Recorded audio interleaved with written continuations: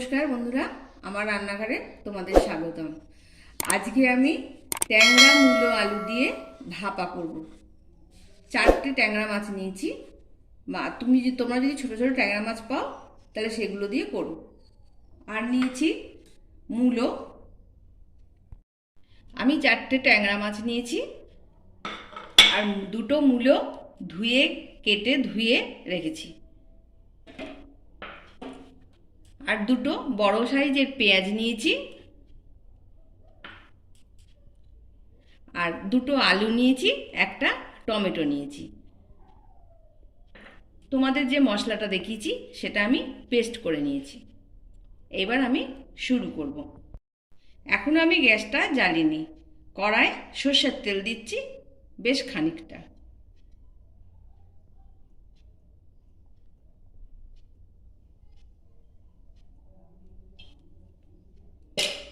এরপর দেব পেঁয়াজ,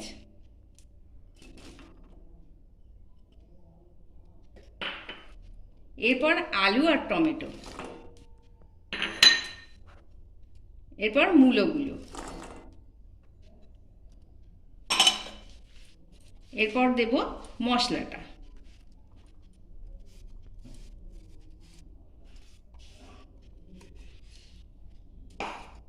এরপর একটু মাখিয়ে নিচ্ছি।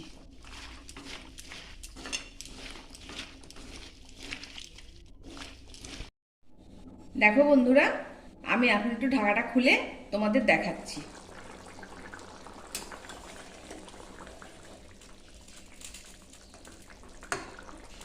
দেখো মূলোগুলো এখনো সেদ্ধ হয়নি, পুরো সেদ্ধ হোক ভালো করে, তারপর তোমাদের আবার আমি দেখাবো। প্রায় 15 মিনিট হয়ে গেছে, আমি এটাকে ভাপাচ্ছি। মূলোগুলো এখনো ভালো সেদ্ধ হয়নি, সেদ্ধ হয়ে গেলে আমি তোমাদের আবার দেখাচ্ছি।